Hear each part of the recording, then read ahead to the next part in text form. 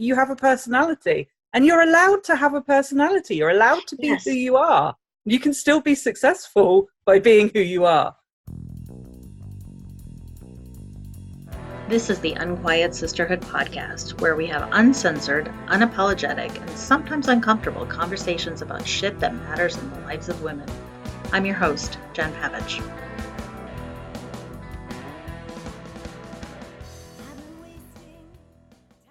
Hey there, welcome to episode 17.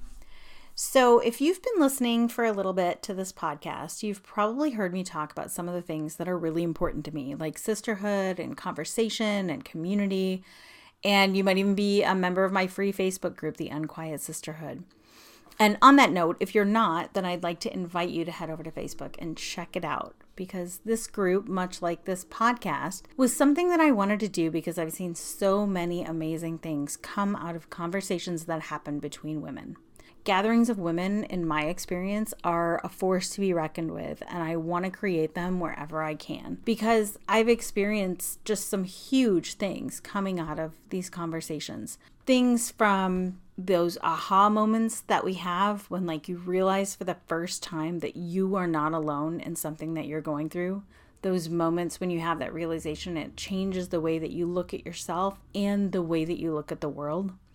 And there have also been so many women that I talked to for the first time, either at an event or online, and just knew that we were going to collaborate on something amazing. I've watched artists or activists or business owners come up with these really incredible ideas on the spot through great conversation. And I really feel like if women are going to change the world, and we are, we need to make as many opportunities for those conversations as we possibly can.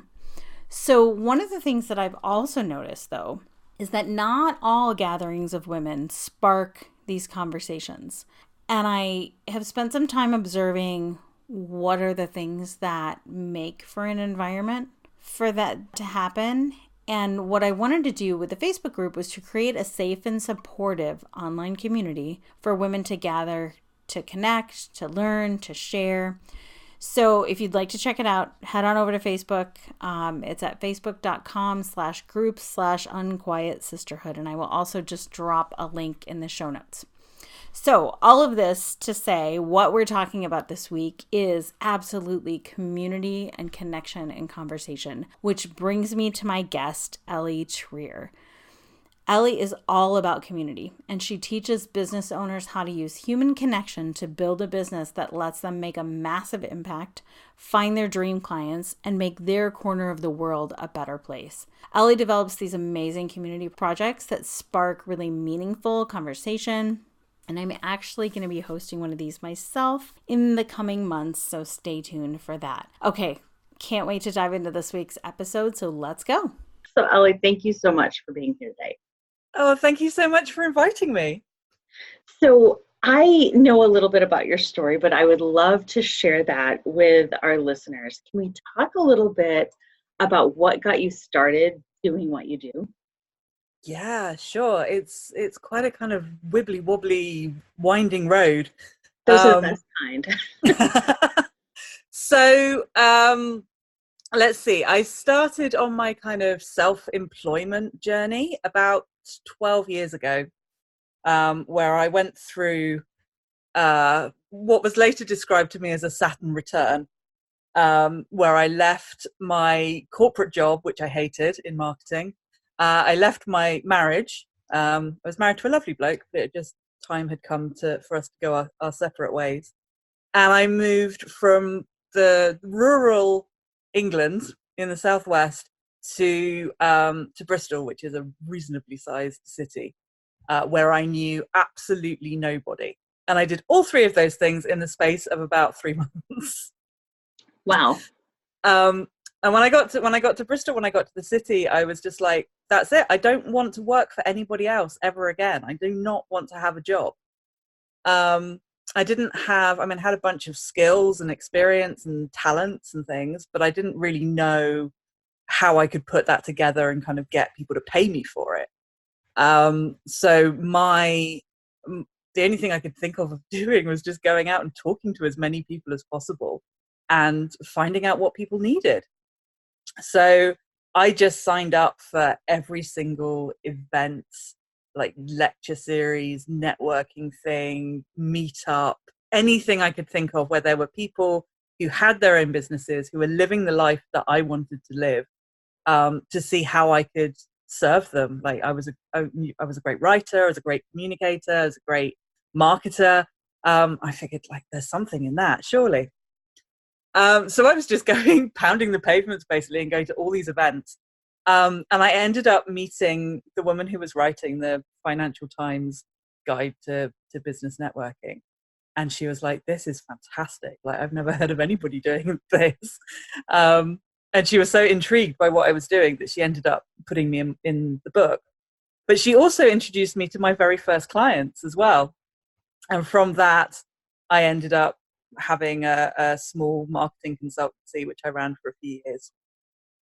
So what she wrote about, this was the events that you were putting together? No. I was just going to the events. I wasn't putting anything together at this point. I was just networking, in inverted commas, my butt off and just meeting as many people as I could. But no, that got me into my first kind of online business, which was doing kind of digital marketing. I was working a lot with creatives. Eventually, through a series of major life events, that kind of segued into doing. I wrote my first book, which was called The Gratitude Project, and that led to doing illustration work and creativity coaching, and I did that for a few years. Now, while I was running the creativity coaching business and doing the illustration, I started running these community projects, like just for fun, really. They started because I had a conversation with a very dear artist friend of mine, who is just the bee's knees when it comes to being an artist. Like, she exhibits all over the world. She's got all the accolades, the awards, everything.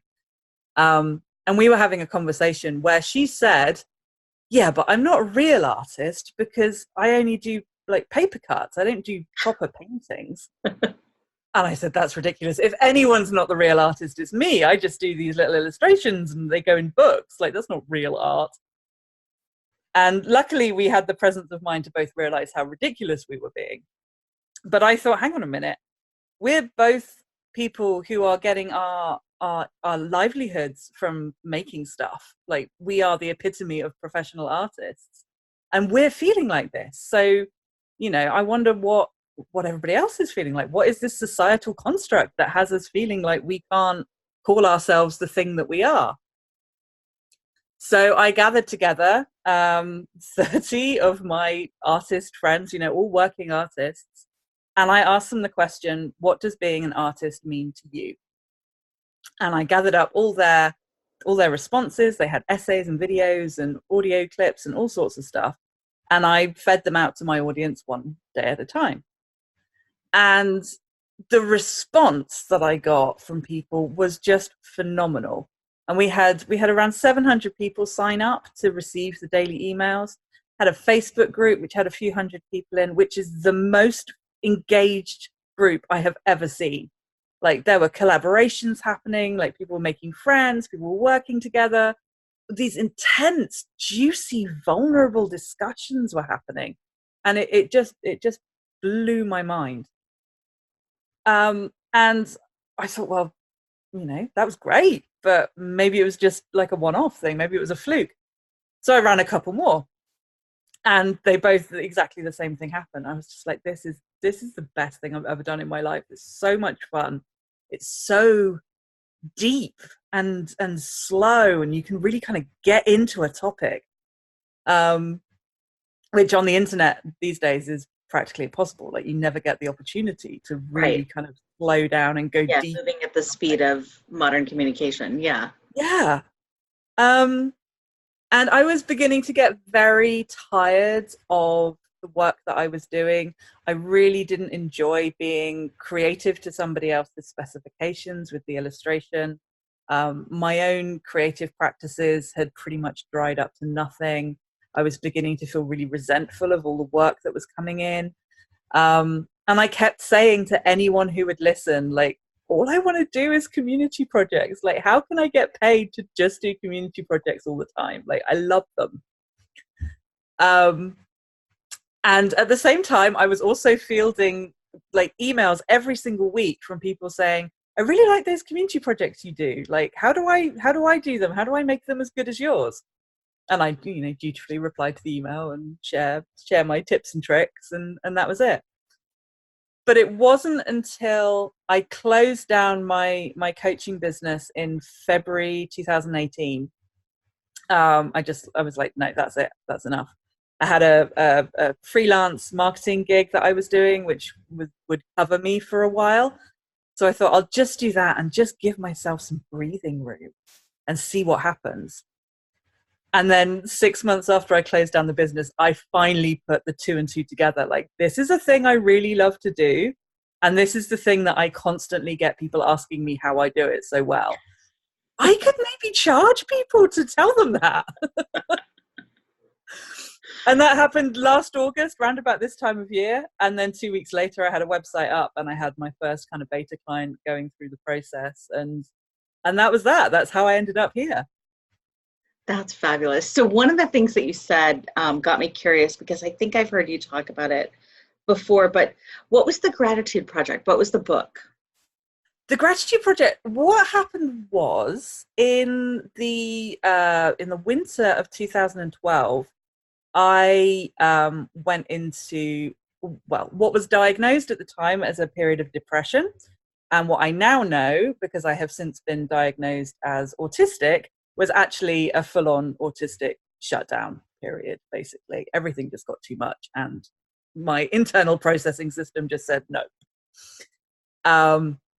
But I spent basically the whole of December 2012 in bed, just questioning everything and just feeling like utter crap, basically. And there was this one little thing in my head that's like, if you're going to be miserable anyway, why don't you be miserable doing something that you enjoy, something that, sparks some tiny semblance of joy. So I've always been an artist my whole life. But I decided to do a blog project, sort of a blog project, where I painted a picture and sent it off to someone who had changed my life with a thank you letter. And I did one a week for a year, and I documented it all on this blog. And I mean, some of the people were family, some of them were dead.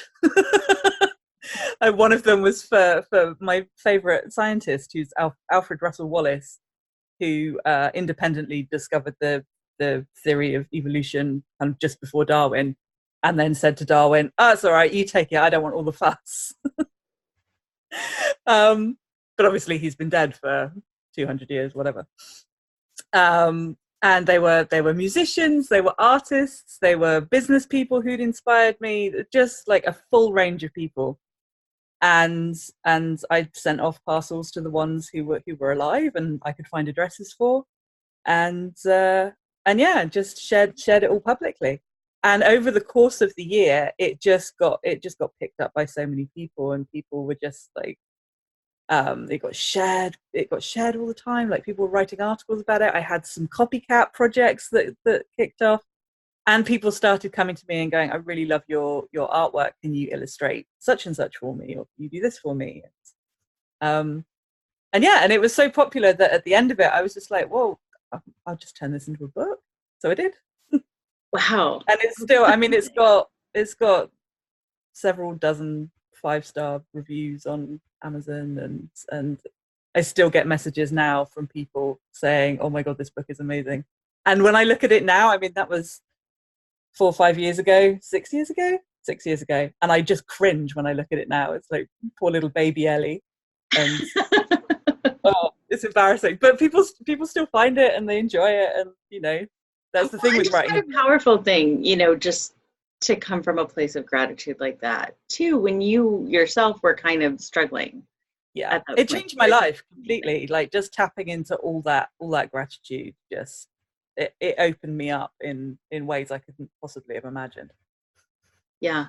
And one of the things I love about your work and the way that you work with people is that I do feel like a lot of the marketing and a lot of the how to build a business stuff is really directed at extroverts, of which I am one. So I wouldn't probably have seen this or noticed this if I didn't have a lot of introverts in my circle.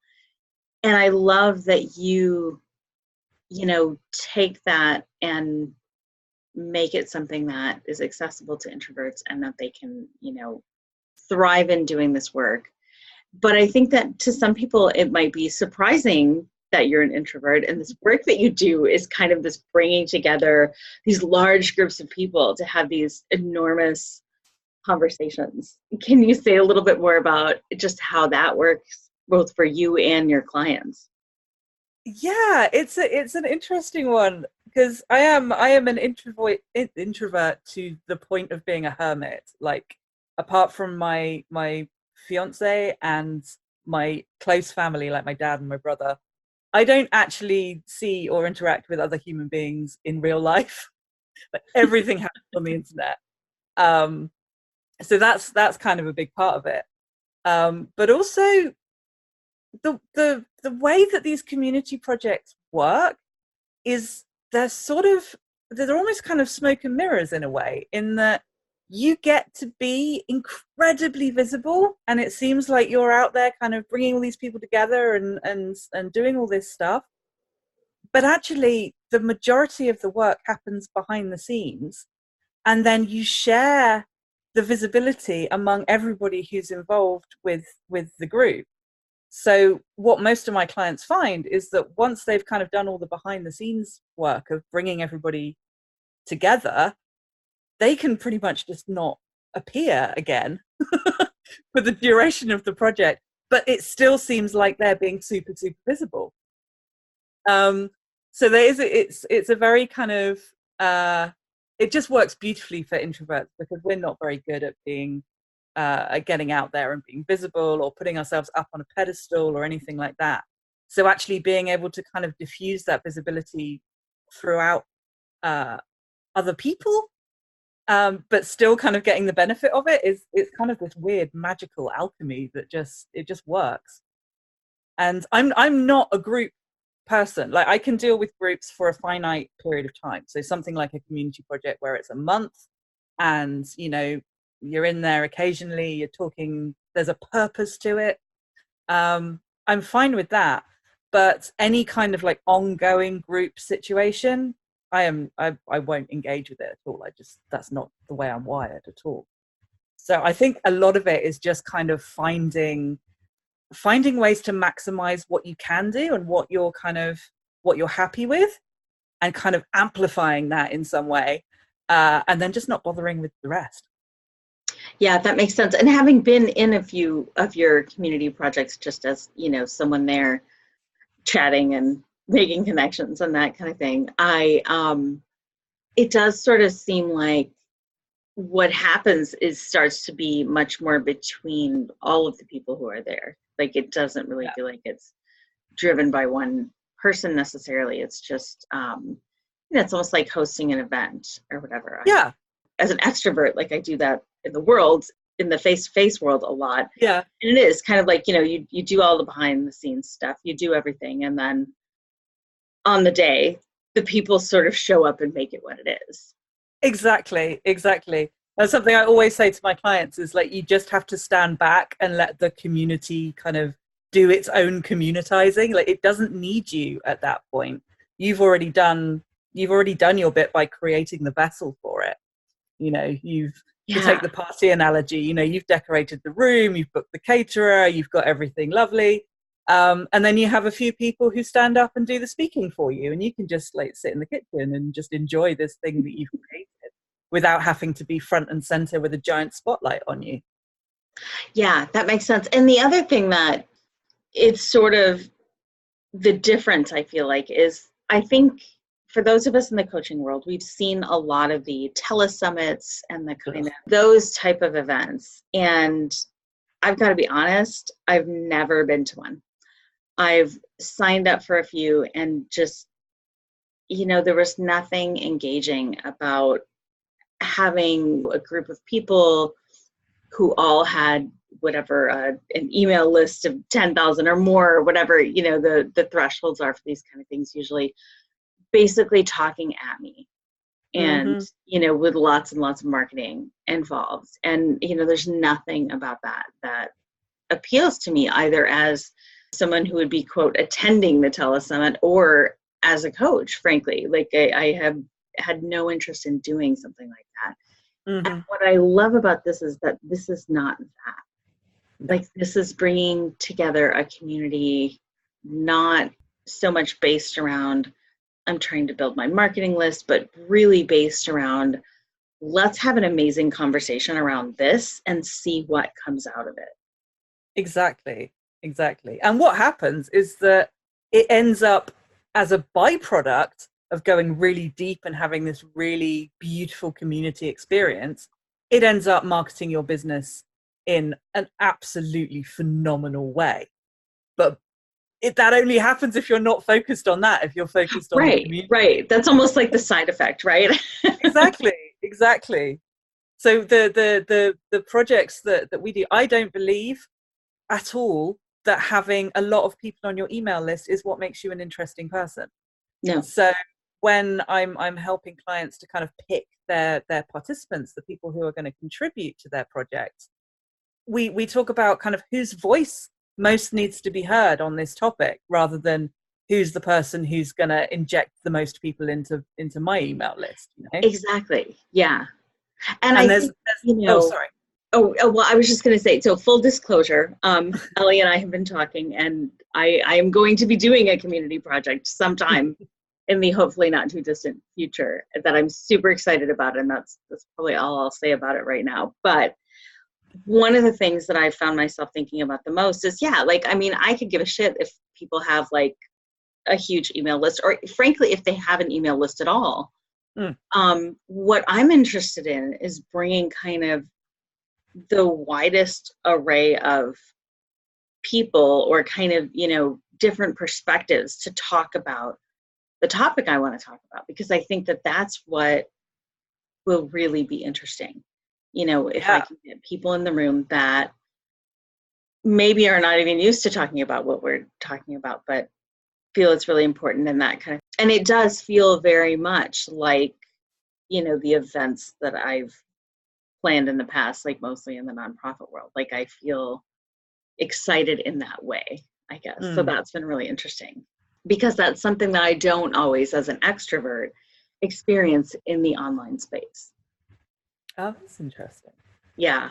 It's been an interesting thing the last couple of years to really realize that I need to bring, and I have over the last 6 or 8 months since I've left the in-person corporate world, kind of brought in more and more in-person aspects to my business, because it's a different thing, I think. And it's been interesting talking to the people that I know that are running businesses that are introverts, because they totally thrive on the being able to interact in the online world, being able to look at something and then step away if they need to before they come back and respond, and that kind of thing. Whereas for me, it is that kind of, in real time response that I thrive on as an extrovert. So, and this feels like a great combination of both.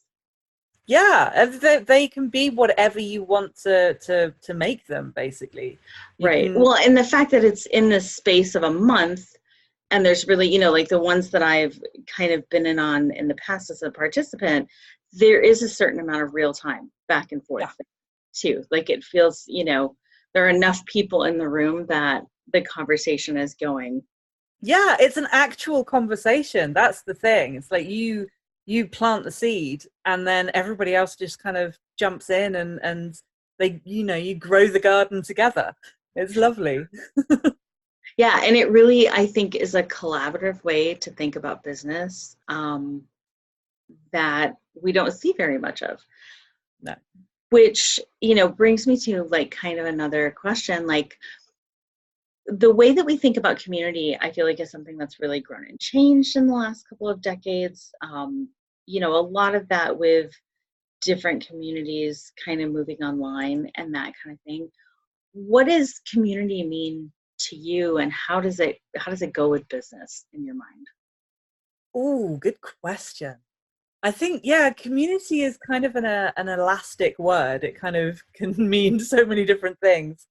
I think for me personally, my community is it's basically the people I know and the people that I interact with. My I don't have like a massive audience or anything like that. All the people who follow me or interact with my work, I generally have some kind of relationship with, and I deliberately do that. But I think there's some kind of idea that a community is like a group of people who all know each other, and you're the leader at the top. Whereas in my experience, it's much more like kind of being inside a forest or something, and there's all the other people that you know are all the trees, and some of them know each other, and some of them are all the way on the other side of the forest, but you know the whole forest, you know. So it's this lovely kind of intertwining web of just glorious human beings. And yeah, and they come together, and sometimes you'll get one group over here who will come together and discuss something, or sometimes you'll get this group over here who are doing something, and there's just this lovely kind of natural organic thing. But I very much feel like I am a part of my community. Like, my community is unique to me, but I am a part of it. I'm not kind of sitting on the top as the leader, or the, you know, I don't know, the queen of the castle. It's something that I'm in, and everybody else has their own kind of individual forest, and we all kind of cross over, and yeah, it's tangled up. It's super intimate, and it's super organic. Yeah, I love that idea of it being like more organic and not, because I think you're right. I think in some ways we think about community as, you know, maybe the place that you live, and kind of, so maybe that's like the city that you live in, which has like a structure and has like a, but I agree, it is this kind of, we're all in lots of different communities, and sometimes they overlap and mesh and cross and all of those things. And I don't think people often think of business as a community building enterprise, unless it's sort of in terms of, you know, shallow marketing. So, Yeah. and I feel like that's such a missed opportunity. So what are your thoughts on that? I have so many thoughts on this. To be honest, I mean, I started running businesses before the internet was really a thing. My first business was back in the very early 2000s, where I ran a hotel. And my experience of business was very analog for a start, but also very much that your business is only good as the people within its ecosystem, you know. If you don't have conversations with people, if you don't treat people well, if you don't have people who want what you offer, then you don't have a business. It's all about people. Even if you're selling like multinational conglomerate to multinational conglomerate, there are still people in there who are making the decisions, and who have ideas and opinions and all the rest of it. So when it comes to business and community, the two for me are inextricably linked. And I actually teach a program called Love is Greater Than Numbers, because I feel like the fundamental values of, you know, excellent customer service and treating everybody with respect and love. That's the way I do it. I love my people as hard as I possibly can. And I'm grateful for people who pay attention to my work or want to give me money for me to teach them. Like, these people keep me, you know, they pay my rent, they keep me occupied, they give me the lifestyle that I want to have. It's all down to the people. And people get so they get the whole thing backwards, and they go after these huge follower numbers because they think that that's what a successful business is. Like, you know, there's all this kind of get 10,000 followers on Instagram. Mm-hmm. Why? What for? That doesn't mean anything. Right. How about you pay exquisite attention to the 10 people who have given you their time and attention already, and make sure you are serving them in the best possible way, that you're providing what they need to know, that you're giving them opportunities to come and work with you, that you're, you know, that you're, when you do work with them, that every single step of the process is a delight for them, that they feel valued and taken care of. Like, that's going to be a much more successful business with 10 people than having 10,000 random weirdos on a social media platform, Yeah. half of whom are probably bots. Right. And I love it that you said ecosystem, because I think that when we think about business and marketing a lot, we're thinking about it from this perspective of, you know, what can I take out of the system? What can I get out of the system? And when you think about being part of an ecosystem, it's a two-way street. It's not Absolutely. what can I get out of this, but what am I giving back to it? And I think that's sort of the difference in the, well, you know, I mean, there are a lot of us in the coaching world that have started to really be more vocal about wanting ethical marketing practice, and not just in the coaching industry. Like, I think kind of in, you know, business in general. And I think a lot of that is, I've seen it more from the women-owned businesses, and kind of this idea of wanting to be not just someone who's in this to make a lot of money and this, that, and the other, but really is concerned with, what is my business bringing to the world? It's more than the bottom line. Absolutely. And that's why, you know, the community projects are such a wonderful thing, because yes, they are marketing. Yes, they will benefit your business and bring you all this wonderful stuff that your business needs. But actually what they are fundamentally is a contribution to your community. Like, it's giving back. And you know, I mean, the only marketing that I do, I write a weekly newsletter to my people. But apart from that, I just go out and I talk to people, like, with no agenda, with no kind of, oh, you look like a good target, I will focus my attention on you and manipulate you until you buy from me. There's not the point. I just go out, I find people who I think look interesting, who would be really fun to work with or collaborate with, or just have some really interesting ideas, and I'd like to have a conversation with them. And that's what I do. That's the bulk of my day-to-day work, is just communicating with people and appreciating people and giving back to the community.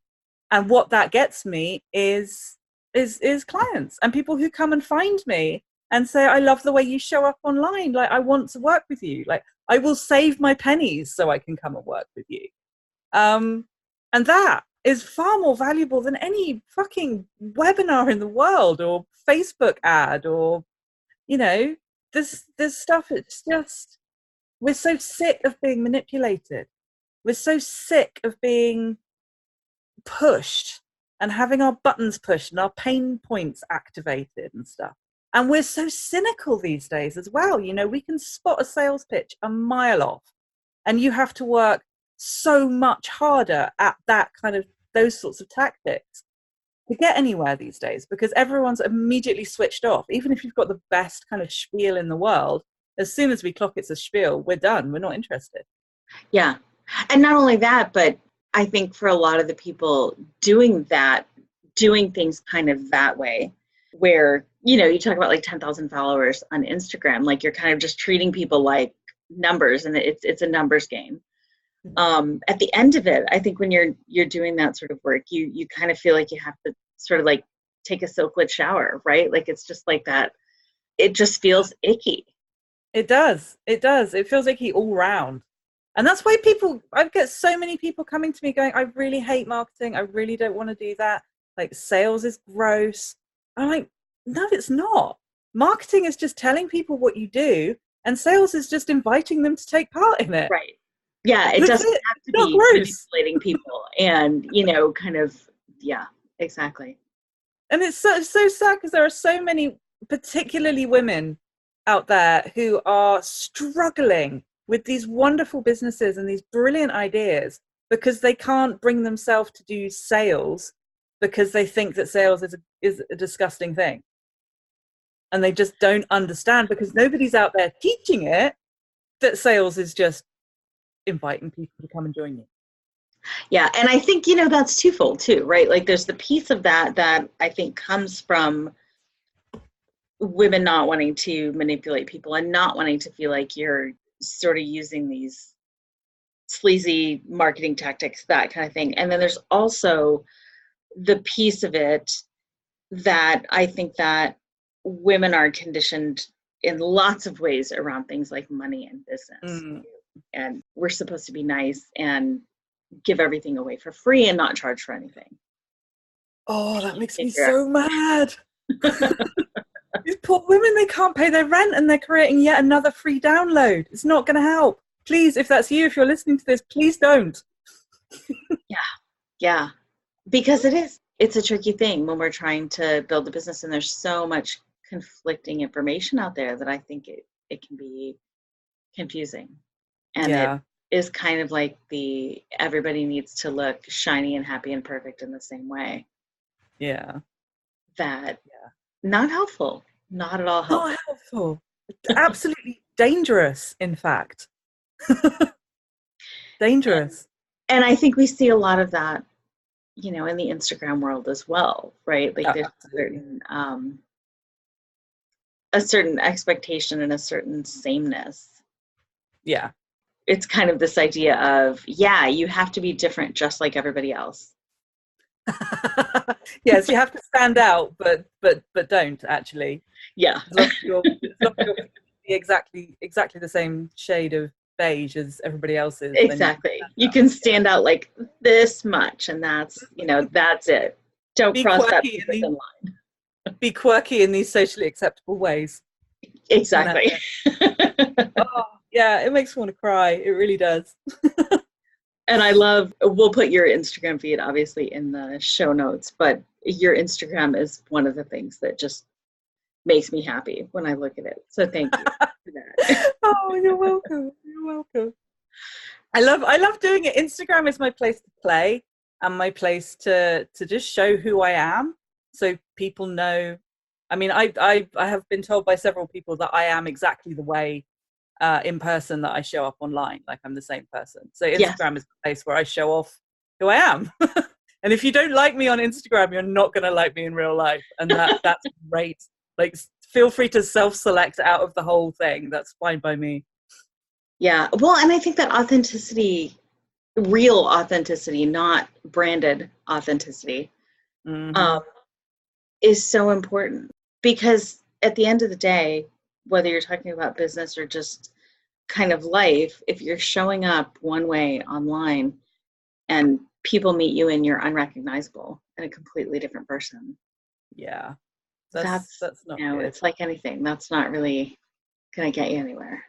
No. Well, there's so much stuff like that, like vulnerability and authenticity and like. And I feel like sadly those have become in some ways like catchphrases. Like, they're meaningless now. Right. Like one of the things I've started to see a lot on Instagram is kind of, I don't know, someone I was talking to recently referred to it as sort of curated authenticity. Yeah. And that's not really the same thing. No. No, authenticity means just showing up as who you are. It's honesty, basically. It's not, spilling your guts about everything or being, I don't want to use the word professional in any way, but like you're not going to show up and tell people your deepest, darkest secrets or anything like that. But you have a personality and you're allowed to have a personality. You're allowed to be who you are. You can still be successful by being who you are.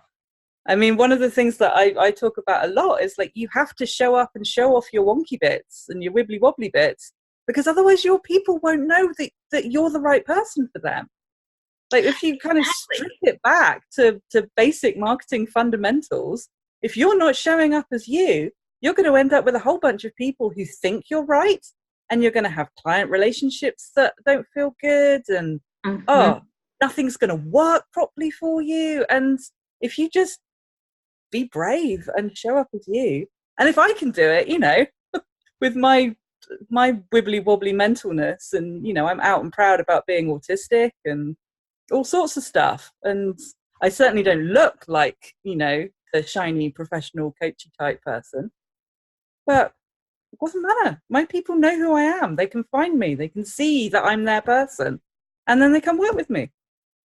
Yeah. Yeah. And the other piece of that is, if like you say, if you're sort of putting on this show and, showing up in the way that is rewarded by algorithms and, this, that, and the other, it is exactly that. When people show up to work with you, they're not going to get what they paid for, number one, and they're not going to be the right people for you to be working with. No. And your experience is going to be completely hollow as well. You're going to feel like, as someone who has masked as an autistic my whole life, plus all the patriarchal feminine conditioning stuff, that shit is exhausting. Pretending to be someone you're not is completely bone deep exhausting, and you can't sustain it. Yeah, it totally is. And it's, and if I were showing up online, and it's one of the reasons why we like to be a little uncensored here on the podcast, like at the end of the day, if people, show up to listen to me or, read my writing or work with me or whatever, thinking that they're going to get, this sort of polished kind of vanilla experience, they're in the wrong fucking place. Because my self-censorship days are long behind me. Absolutely. Yeah, bollocks to that. Exactly. So this has been such a great conversation. Ellie, thank you so much for coming on the podcast. And we're going to put all of the links to your stuff in the show notes. And I would love for everybody to kind of stay tuned, because I feel like it's going to be really interesting to see both what you're doing next, and because I am so excited about the community project that we're putting together. Oh, it's going to be amazing. Yeah, it's all amazing. It's all amazing. I've got so many big plans for next year. It's gonna be fantastic, and some amazing client projects coming up as well. So get people to come over to my website and have a look and see my amazing clients, because like you, they are just phenomenal. It's always so exciting to see kind of what you have coming up next, and I'm always keeping an eye on that as well. It's so good. Awesome. Well, thanks so much.